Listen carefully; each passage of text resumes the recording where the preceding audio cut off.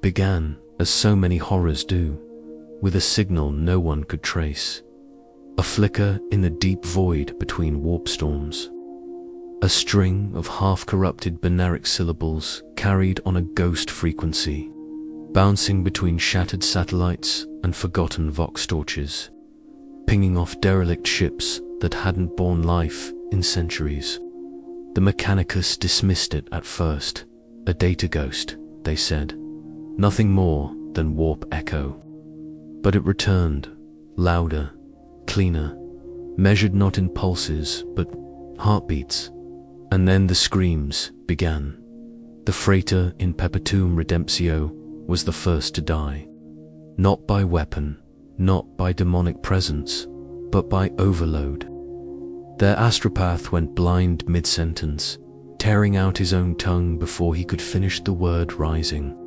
A tech priest detonated internally, his sacred oils igniting without flame, his final log scribbled with a single phrase. The ship's last image, captured seconds before total data corruption, showed stars bending inward, light sucked toward something not yet visible in segmentum obscurus. At the edge of what little order remained, a strike force of grey knights responded to a psychic anomaly on the world of Lacon Prime. They expected demons. What they found was silence, the librarian leading the force. Brother Archivist Mikos Tantras was the first to see it, not with eyes, with soul. Beneath the crust of Lacon's shattered third moon, deep inside a ravine carved by orbital bombardment during the closing years of the Indomitus Crusade, the warp had gone still, not suppressed, not bound, held trapped in a cage made of molten, singing star metal, a single point of blinding fusion that pulsed not with heat, but with grief. Tantris described it as the heart of a dying sun caught between prayers, a thing that mourned itself before it was born. He should not have been able to see it. His brothers did not. But the warp had chosen him, and for 7 minutes and 12 seconds, the librarian stood motionless in its presence, and in that time a forge awakened. There were no engines, no reactor core, no living power to light the cavern, yet the metal began to shape itself. He watched it rise, raw, radiant, violent. A handle of neutronium etched in unreadable glyphs, a head like a dying comet, equal parts elegance and brutality. It did not scream, it breathed, and with each breath, the cave grew colder, more real, more honest, as if all the lies gravity tells to keep things apart were being undone.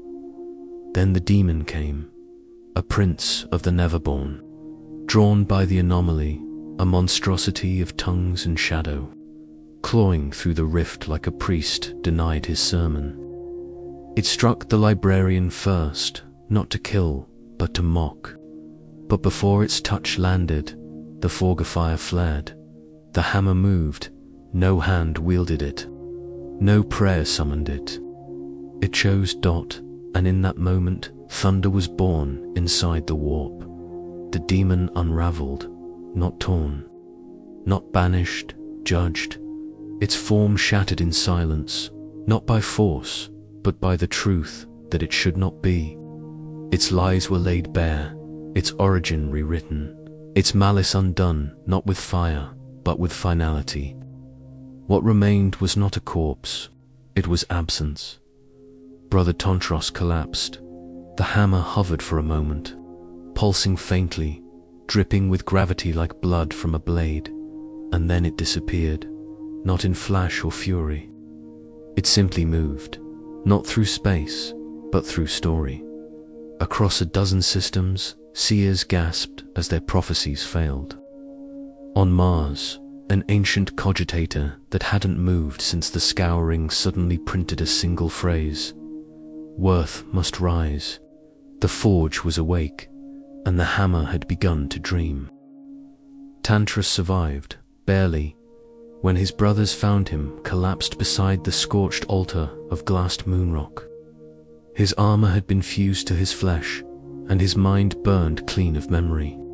But in his left hand, the one he had never raised in battle, a single scar now ran down the length of his palm, as though something immense had rested there for a heartbeat too long. The apothecarian marked him as unfit for further service, but the chaplain, overseeing his recovery, refused the brand of failure. Touched, he called him. Not mad, marked, as if the librarian's soul had become a vessel that held the echo of something far older than psychomutation. Word spread, not through voxcasts or astropathic screams, those were garbled, lost in static, warped by something watching from behind the veil. But in dreams, in whispers, in the places no light touched and no logic dared go, on Varenthia 4, a servitor assigned to parchment archives began carving runes into the floor with its teeth, spelling out the structure of a forge never built. On a Deathwatch cruiser near the Ghoul Stars, a Black Templar fell to his knees, mid-rite, and wept, not for his lost brothers, but for something he had never held.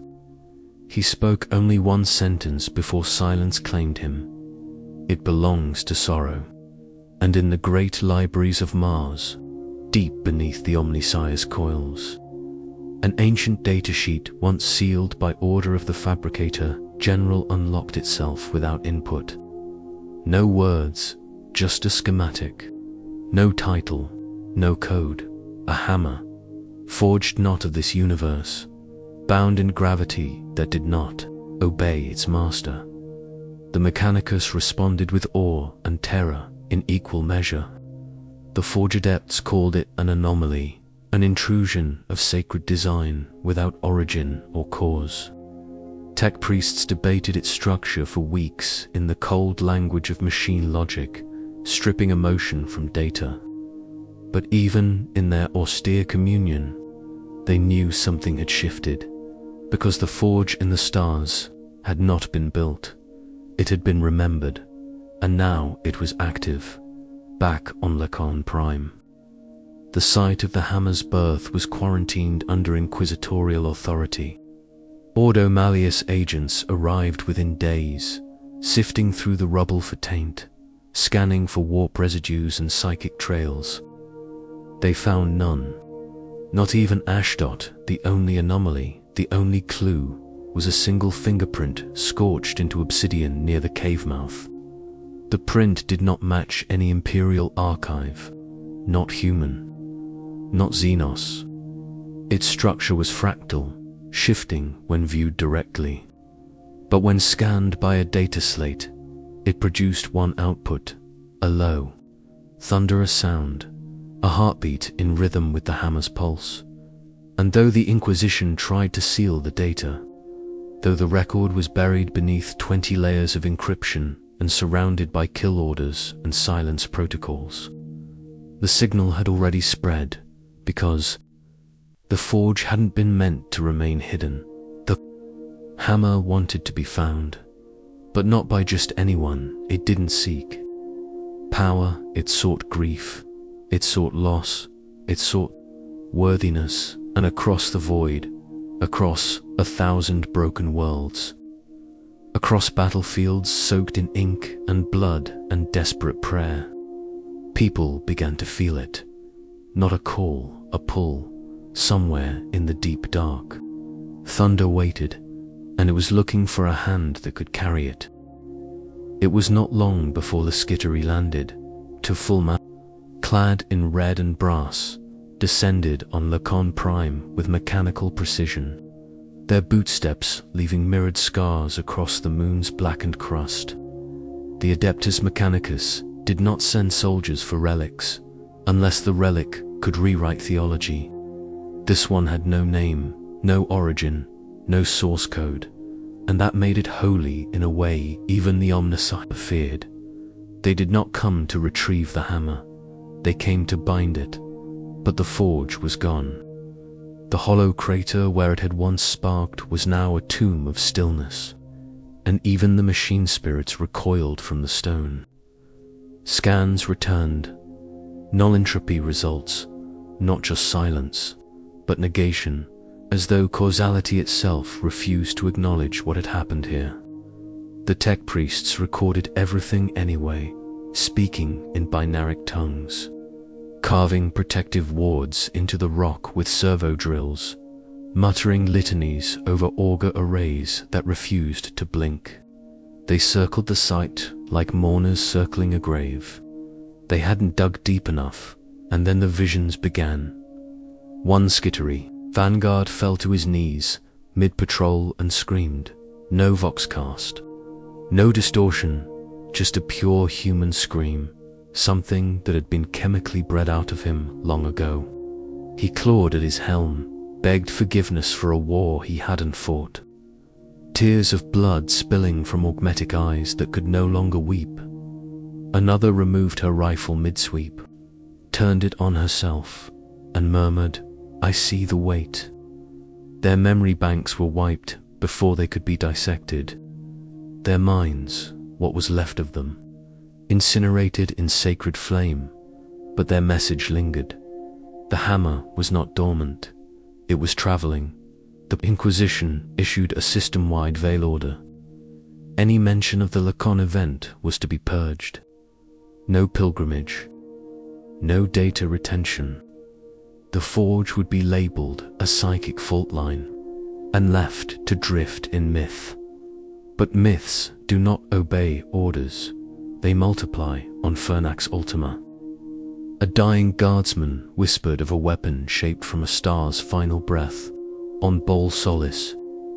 A blood angel chaplain wept in the middle of a purity rite, his hands trembling, his voice caught in a word he could not finish, not in anger, not in fear, but in awe.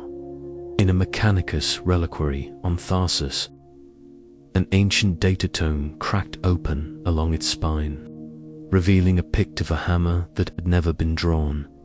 The forge was remembering itself, and with it came the echo, not thunder the moment before, a breath, a heartbeat, a coiling silence that wrapped itself around psychers and prophets, poets and preachers alike, pulling at their voices, bending them toward a single image, a weapon not born of wrath, but of reckoning. The hammer did not cry for war, it called to witness, and somewhere far from the Com Prime, on a derelict vessel orbiting a dead star, an old soldier with one arm and no name looked up from a half-lit shrine and smiled, because he could feel it. To dot the weight, the warmth, the waiting, and in that smile, the first ember of the storm caught. Chapter 1 is now complete. The forge has sparked, the hammer is unbound, and the galaxy is beginning to hear its echo. The hammer does not call to heroes. It never did. It calls to the broken, to the bloodied, to those who crawl toward the edge of war, not to win, but to carry what others could not. It seeks out those who have nothing left but the will to rise again. And it asks a question that no doctrine, no catechism, no bolter shell can answer. Are you still willing? The hammer had no mouth, no vox, no circuitry, and yet, across the Imperium, people began to hear it. Not in words, in weight. A pressure behind the lungs, a tremor in the hands that held onto memory too tightly. In places where honor had died and duty had curdled into silence, the sensation took root. It didn't scream. It settled, like a presence waiting in the room. And on worlds bleeding out beneath orc sieges and tyrannid claws, some began to dream. A woman in the penal legions of Varela X awoke, screaming. Her hands blistered, though no heat had touched them. She spoke of a handle wrapped in runes of burden, not glory, of lightning coiled like sorrow. When questioned, she had no answer, But in her sleep, she murmured, "I failed them." But it still came. A former stormtrooper, dishonorably discharged for cowardice during the Octavian collapse, shot himself through the chest one night on Jutan's Rest. He left no note. Only a picked slate, burned black at the edges, showing a single blurry outline, a hammer descending through smoke. And then there was the Bastion of Dawn, a fortress monastery built into the spinal ridge of a broken moon, where the Astartes chapter, known as the Crimson Halos, kept vigil over a warp rift that pulsed like a half-healed wound. They were not a storied chapter. No legends etched their name beside the likes of the Ultramarines or the Wolves. They held their posts, they died, and they were forgotten until the dreams came. At first, just the chaplain, then the serfs. One by one, they began to feel it, the tremble. During meditation, in the silence before a kill strike, in the pause between heartbeat and breath, they began to train differently, slower, with more weight. Their war hymns changed, wordlessly incorporating new cadences that no one had taught, and deep within the vaults of their fortress, an old relic began to hum, not an artifact, a failure, a shattered thunder maul, broken during a failed campaign on Melkor III, unworthy of repair, kept only as a reminder of what not to be. Now it sang, and on the 12th day of that cycle, it burned, not with fire, with pressure. The chaplain reached for it, out of instinct, to silence the hum, and the weapon screamed, not aloud, but into his mind he saw fire shaped. Into purpose, he saw the warp blink, he saw the forge again, and hovering within its molten breath was a hammer that bore no sigil. No name, no master, only gravity. When he awoke, he was kneeling. The broken thunder maul was gone, and in its place, a single impression, as if something had rested there, just long enough to decide not to stay, to search. The hammer had passed through, the weight had moved on, and the Crimson Halos, once forgotten, now carried a memory they could not explain. They did not speak of it. To outsiders, they simply began to prepare, because something was coming, and it would choose someone. Not all who felt the hammer's pull were worthy. Some mistook it for power, others for inheritance. But the hammer did not seek bloodlines or banners. It did not care for purity of gene seed, for accolades, for battle honors tallied on scrolls of sanctity. It reached into the rot beneath greatness, into the marrow of those broken under the weight of what they failed to protect, and it asked, without mercy, "Will you carry it anyway?" The Inquisition sought to cage it. They tried, on the dead world of Borat. An agent of the Ordo Hereticus by the name of Inquisitor Lethvira conducted a blind hunt for a weapon of unknown origin that had allegedly altered the outcome of reality. She'd never believed in prophecy. She'd bled on 10 worlds to bury myth beneath steel. But she dreamed now, and the dreams reeked of worth denied. She smelled burning ozone in her private quarters. She woke with bruises on her palms in the shape of a haft she'd never touched.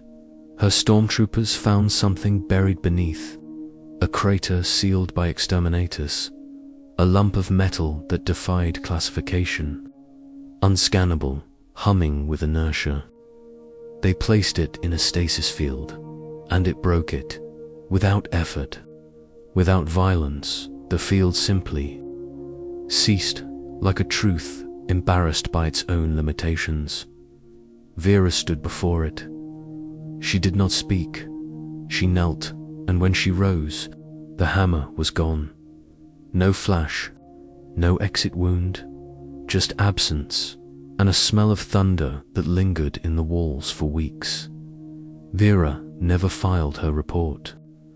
She never spoke of it again. She turned in her rosette, abandoned her retinue, and disappeared into the Ashones beyond the Segmentum border. Some say she went to find the forge.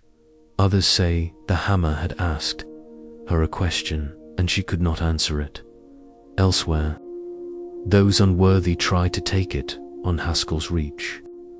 A warband of chaos renegades found what they believed was a shard of it, a splinter of core metal pulsing in a tomb vault that had once belonged to the Ligatus saints. The warband's champion, a former word-bearer now twisted with gifts from the war, reached for it with a claw that dripped with demonic whispers, and the shard ignited, not with fire, with memory, every sin he had ever committed, replayed in the span of a second, every face, every child, every lie, and then he burned, not as matter, but as story. The warp refused his soul. The gods turned their gaze. He became nothing. The rest of the warband fled. They would never again speak the word hammer, because what had waited there had not been weapon, it had been judgment, and still. The hammer moved. It never stayed, never lingered. It brushed systems like a comet, kissed battlefields in the moment before ruin, rested on altars only long enough for one soul to almost be ready, and then vanished again. A pattern emerged. It came only when the galaxy stood on the brink, not of defeat, of surrender, and it came only to those who bore not hope, but conviction born from hopelessness. The Mechanicus began to build predictive models. They failed. The Ecclesiarchy declared it heresy, and then tried to name it a miracle. The Astartes made no proclamation at all because they understood something the others didn't. This hammer was not a promise, it was a question, and the galaxy was running out of answers. It was not until the hammer fell that the galaxy stopped breathing. It did not land like a comet. It descended, slow and soundless, through the dying atmosphere of a world already lost. Malachor, a once bastion of the Astra Militarum, now buried beneath the siege of orc war engines so vast it had its own weather. The planet had been screaming for weeks. The greenskins didn't just want to win. They wanted to drown the soil in sound. But that morning they fell silent. No artillery, no chant, no laugh, because something arrived. The hammer drifted down in the sky like a memory denied its death.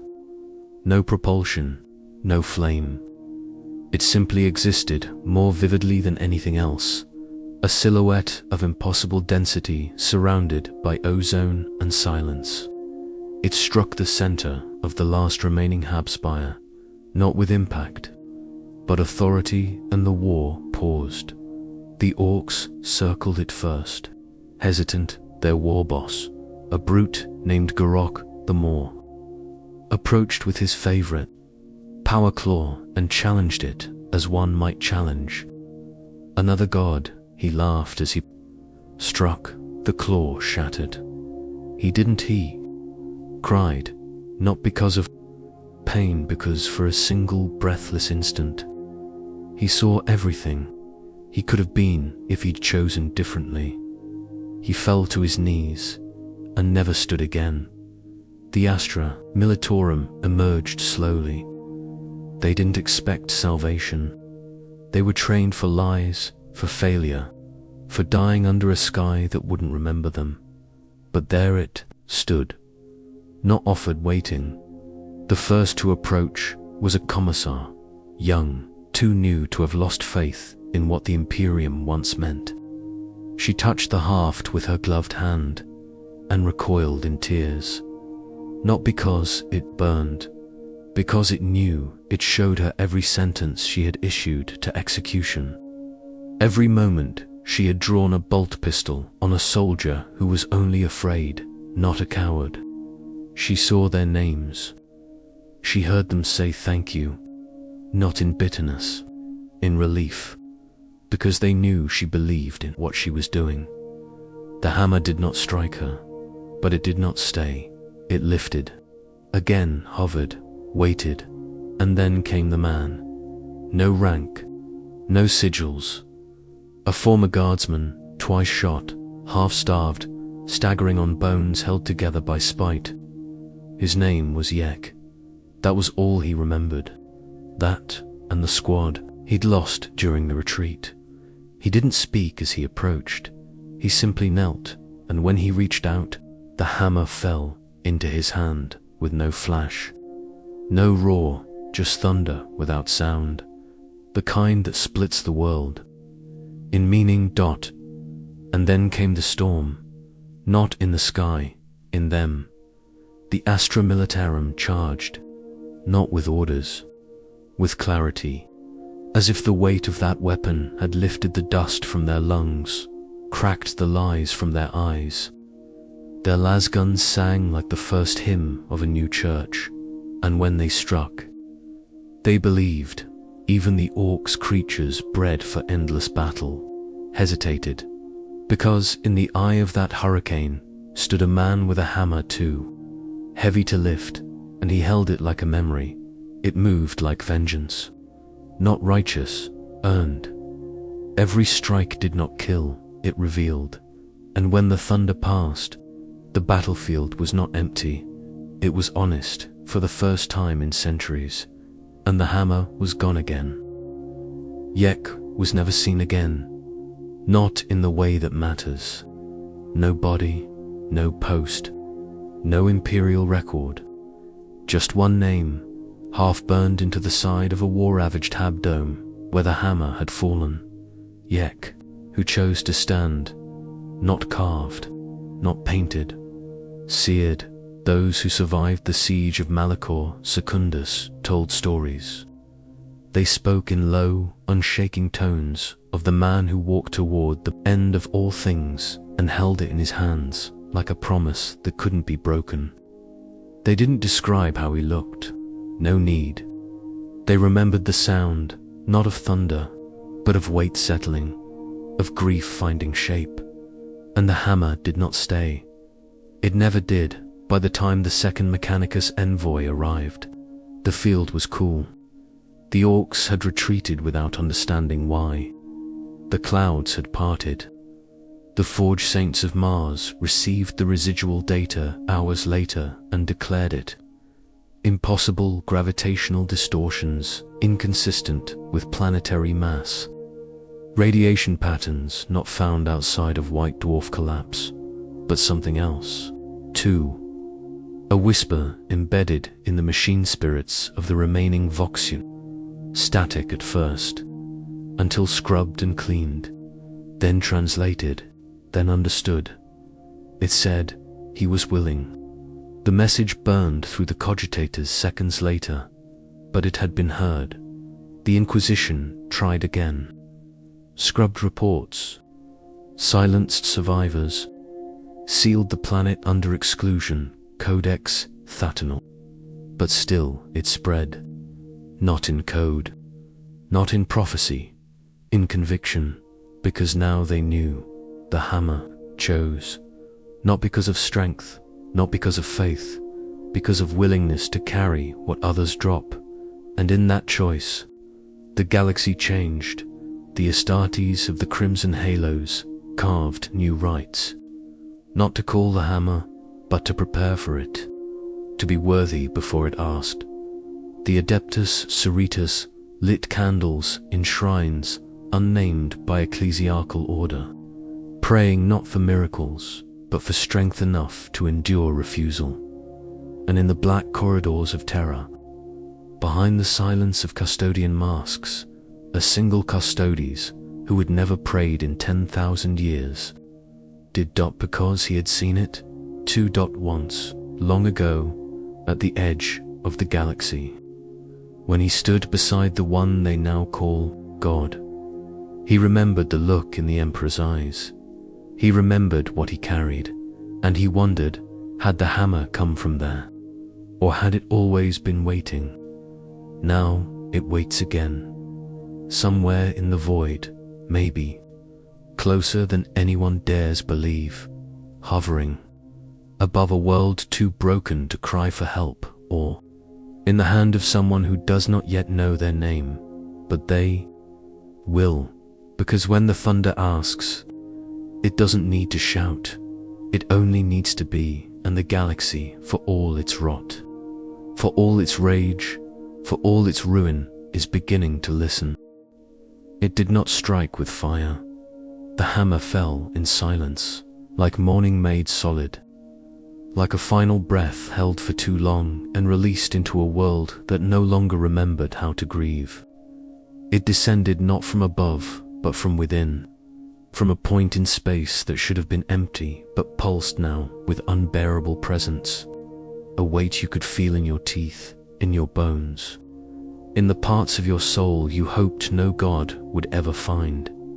It chose Charon's fall, a mining world bled dry decades ago, left to rot under the shadow of a failed Tau incursion and long-forgotten Mechanica's strip furnaces. Its crust buckled with old seismic wounds. Its atmosphere was barely clinging to function. What remained were ghosts, civilian scavengers, outlaw remnant cells. A few Astra Militarum platoons marooned after the war collapsed around them. The Imperium had marked the planet as non-viable, but the hammer did not care about viability. It cared about grief. The first to see it was a child, alone, foraging in a crater where a Prometheum reactor had once kissed the sky. She didn't scream. She didn't run. She stared, her eyes wide, not in fear, but in recognition, though she could never have known what it meant. It pulsed in the dirt, not glowing, not humming, remembering itself by the time the others arrived. It was already waiting. Word spread in ways it should not have. There were no functioning Vox arrays left, no clean data, but somehow they came. Skittery scouts whose augmetic eyes began recording anomalies beyond machine comprehension. Disgraced commissars haunted by dreams of thunder on their shoulder. Even orcs arrived, drawn not by conquest, but by instinct. They didn't laugh. Not at first. Not this time, and above it all, in orbit, the Death Watch watched. They had seen weapons of prophecy before. They had burned myth and miracle alike. But this was different, because none of them moved. Not at first. They landed in a drop pod that hissed with sanctified oils and vengeance rites, their bolters hot with anticipation. The kill team deployed in silence, fanning out through broken refineries and rust-choked passageways, and at the center of it all, untouched, unguarded, the hammer sat, waiting. Kill team Veritas surrounded it, but none dared lift it. Brother Apothecary, Arachan, oldest among them, stepped forward, not out of courage, out of pain. His oath had been broken once, during the defense of Gast's Hollow, when he'd abandoned 3 scouts to save a gene seed cache. It haunted him even now. He reached out, and the thunder did not fall. It breathed, not sound, not judgment, a single whisper of memory, like wind across a grave. And R.A. Chan saw them, the scouts there. Eyes dot the choice. He wept, not because he was judged, but because he was seen, and the hammer lifted not into his hand into the air, not for him, but for another, because someone else had answered its call, and they were coming. The drop pod came screaming from the sky, too fast, too sharp, too intentional. Not Mechanicus, no sanctioned signal, It tore a wound in the clouds and buried itself in the scorched flesh of Karen's crust with a finality that silenced the orc mobs mid-brawl and made even the Death Watch pause in their feedlink prayers. The hatch hissed once, opened, a man stepped out alone. He wore no insignia, no livery, no armor beyond scavenged plates stitched together from 3 different wars. His face was marked not by scar, but by survival. Eyes like burnt glass, a jaw set in quiet refusal. He carried no weapon, no shield, just a story he had never told. They didn't know his name, not yet. He did. His name was Rock, and the hammer knew him. It didn't fly to his hand. It didn't blaze or sing or carve thunder into the stone. It simply waited. Rock approached slow, every step careful, not out of fear, but reverence. Not for power, for the truth that waited beneath it. He didn't reach. He knelt and spoke. I was not there when they died. 7 words, but the hammer moved, slightly, like a breath held too long. I saved my life when I should have saved theirs. I ran, I watched, and I did not stop it. It lifted, slowly, from the stone. No sound, only gravity shifting. I said I would die for them, but when the fire came, I hid. It hung there, a meter from his hand, pulsing in time with his breath. He reached, and it fell into his, grasped out perfectly, not as a gift, as a burden. Accepted, and then everything changed. The orcs roared, they charged, and thunder answered. The hammer did not swing with speed, it moved with meaning. Every impact a sermon, every arc a judgment. Rock was not fast.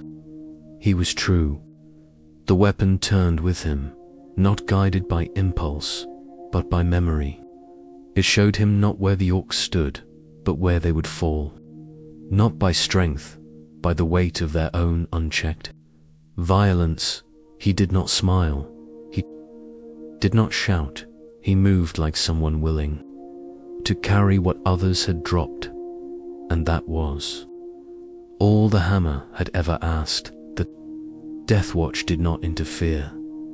They witnessed, they recorded every moment, not just for study, for preservation, because they, above all, knew what this meant. A new kind of war had begun, one where worth was not issued by decree, it was revealed.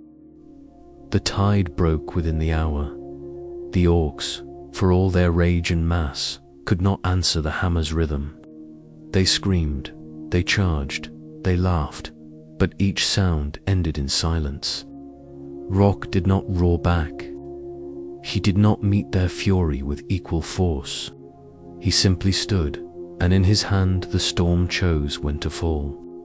One swing for a green-skinned chieftain who had crushed his own kin for scraps. One downward blow for a pain boy whose crude art delighted in screams.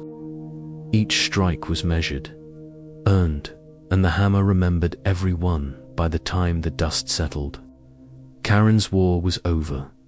The ground was littered, not with bodies, with truths, writ in burn marks and broken machines, in cratered ground shaped like runes no Imperium archive could translate. The hammer did not need language. It spoke in consequence. Rock stood at the center, breathing, bloodied, but not broken, and the Death Watch approached. Their bolters were lowered, their helms silent. But even silence carries weight. They surrounded him in a slow circle, watching, waiting, not for surrender, for understanding. Rock looked up and nodded once. Not a weapon, he said, a mirror. The apothecary stepped forward. What are you? Rock didn't flinch. I'm what's left when you choose to live with what you've done. I didn't come to fight. I came because I couldn't forget. The hammer pulsed in his hand. The tech marine activated his auspex. The readings collapsed. No power source. No warp signature. No heat, he muttered. But it bends light. Gravity, it remembers where it's been, or who's touched it, Rock added. He didn't offer the hammer. He didn't have to, because no one else wanted to hold it. Not out of fear, out of respect. The orcs were gone, the planet, for now, had peace. But Rock turned his eyes upward. The stars were moving, ships in orbit, unsanctioned, not imperial, not alien, just ... silent ... watching. The hammer pulsed. Again, it knew what came next. So did Rock. The war wasn't over. It had only begun to matter. The silent ships did not open fire. They simply hovered, lean silhouettes carved in unknown alloys, hulls shaped like memories sharpened into blades. They bore no banners, no vox hail, no echo of known design. The Imperium would not find them in any archives. They did not belong to any enemy the galaxy had named, and yet, they were not strangers to the hammer. Rock could feel it in the marrow of his bones, in the crackle of air around his skin. The hammer's weight shifted, not with threat, but with recognition, as if it, too, had waited for them to come. As if this was not the beginning of battle, but of reckoning. One vessel descended, not a drop pod, a relic, a fragment of something older than war. Its doors hissed open, revealing only a woman, clad in void black. No sigils, no markings, but her eyes burned silver, and her voice, when she spoke, bent the ground around her. Rock, she said, his name, not with command. With memory, he didn't ask how she knew, because he remembered her. To dot not as a person, as a possibility. I didn't pass the test, he said quietly. She stepped forward. Her boots didn't touch the ground, not fully. No one does. That's not the point. He lowered the hammer. It remained in his hand, but its glow dimmed. Listening, double quotes, they want it, she said. Glancing skyward, they'll try to take it. They can try, Rock murmured. Will you run again? No. Then they've already lost. And with those words, the sky cracked. Not from weapons, from choice. The other ships moved, not toward them, but away, like predators who'd smelled something older. Something that remembered what came before teeth. The woman looked at Rock again, her face unreadable. You carry the storm now. I carry what it leaves behind, he corrected. She smiled, not with joy, but with the quiet grief of those who know what comes next. Good. She turned, walked back into the relic. It rose without fire and vanished. Rock stood there, alone again. The Death Watch did not follow. They simply recorded, because they knew what all warriors learn too late. Some weapons are not wielded. They walk beside you. The hammer pulsed once more. The thunder was quiet. Now, but it wasn't gone. It was waiting, and wherever it landed next, it would ask the same question, not of the strong, not of the chosen, but of the ones who remembered.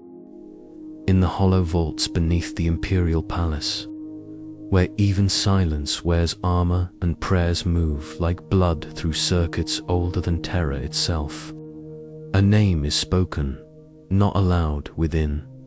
It echoes beneath the golden throne, not near the not in the pulpit of the Adeptus Custodes, but lower, deeper. through the substrata of history carved in mechanisms too sacred to touch. Here, in cathedrals shaped from dead thoughts and forgotten miracles, the air tightens. The walls remember. The hammer has returned. They do not call it Mjölnir. Not here. The name is not sanctioned. It does not appear in the Lex Imperialis. But those who have walked too long in the shadow of the Emperor, those who keep the sacred silence between his breath and the warp light of the Astronomicon, know. They dream of it. Not as prophecy, as memory. Something lost, or worse, cast away. A custodian named Hadrim stands watch near the seal vaults when it comes. Not a vision, not a voice, a presence, as if a pressure descends into the stone. Not heavy, expected, his gin-coated armor tightens. His blade whispers in its sheath, and still he does not move. He merely closes his eyes, and he sees a hammer forged in the collapse of stars, a hand, bloodied but unbroken, a storm walking in a man's skin, and behind it, a silence too deep for any saint to fill. He opens his eyes, whispers to no one, he carried it again. No one answers, but something in the walls exhales. Far above, in the chamber of echoes where the high lords of terror speak in the voices of 10,000 corpses and call it law. A data slate appears. No signature, no seal, no sender. Its screen shows a single image, a planet, Brokena, battlefield. Silent, and in the center, one man walking away, the hammer dragging behind him. Beneath the image, one phrase, when the emperor fell. He left the storm behind. The lords do not respond, not because they do not understand, because they do, and they are afraid, because if it is true, if this weapon did not come from outside, not from alien craft or chaos rift, not from old night or Xenos science, but from within the Emperor's design, then it means something no one is prepared to admit. He knew the Imperium would break, and he left something behind to ask the question no priest would ever dare. Are we still worth saving? They gather in secret now, not the High Lords. They do not kneel. They only erase. But others, inquisitors whose eyes have stared too long at patterns that never end.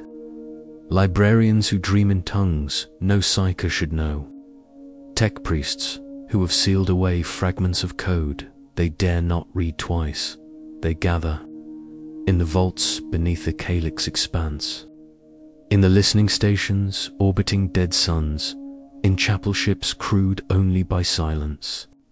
They speak of the hammer, quietly, carefully.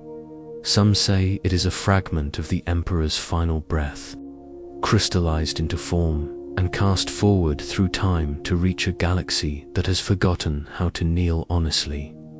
Others say it is not a relic at all, but a question made weapon, a challenge flung into the void by something even he could not control.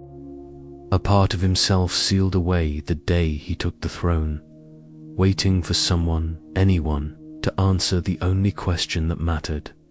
Not, are you loyal? Not, are you pure? But will you carry what others cannot? No answer comes, but the hammer continues to fall.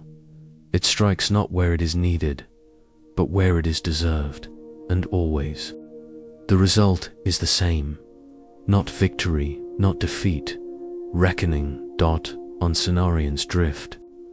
The hammer fell on a high fleet fragment, long thought dormant. The Tyranids burned in its wake, not from flame, but from dissonance. Their collective will, their hive link, collapsed. Witnesses described them tearing themselves apart, not because they feared, because they refused to remember. The hammer reminded them, on Chan V. It came to a heretic stronghold that had evaded the Mechanicus for centuries. The Forge Master reached for it with 17 mechadendrites, each blessed with stolen warp dash code. He never touched it. He confessed, instead, 30-7 hours of uninterrupted monologue. No one transcribed it. By the time it ended, he was no longer alive. Not by death. He had simply stopped existing. No records remained. Only the hammer, floating, waiting, not for vengeance, for willingness, and across the Imperium. It is beginning to show up in rites. Not officially, but in margins, in battlefield chants, whispered in post-human tones, in crayon scrawled by orphans on shrine walls, drawing a man holding lightning, too heavy to lift, in data ghosts caught whispering, through Geller fields during warp passage, everywhere, nowhere, always, with the same word beneath the image, not thunder, not power, just still. The storm does not move fast, but it never stops. The Ordo Chronos has no official presence anymore. Its remnants are scattered. Half legend, half cautionary tale, inquisitors turned to vapor-chasing anomalies in time. Librarians lost to paradox, cogitators crushed beneath their own futures. But in the data-haunted corners of the segmentum solar, one cell remains. Not sanctioned, not listed, just present. And they've been watching the hammer, not as a weapon, as a fixed point in time maps, stitched together from warp currents, noctilith, echo, and prophetic drift. They trace its path, and they find something horrifying. The hammer is not moving. Forward, it's moving in spirals, circling, revisiting. Sites long burned away, places that no longer exist, events that haven't happened yet, and at every loop, at every impact site, the same emotional residue lingers. Remorse, not from the Wielder, from the galaxy, because the hammer doesn't just test individuals, it tests eras, and it always arrives when hope has calcified into dogma, when valor is measured in body count. When memory has become myth, it does not punish, it asks. The Ordo Chronos theorizes that the weapon was seeded at the moment of the Emperor's ascension, not as an act of foresight, but of contrition, that in his final breath, before the coils of the golden throne entombed him, he whispered one last apology into the warp and shaped it into something that would outlast even his silence. Hammer. Born not of thunder, but of grief too, heavy to bury. They call it a myth then. They redact the file, then they destroy the cogitator.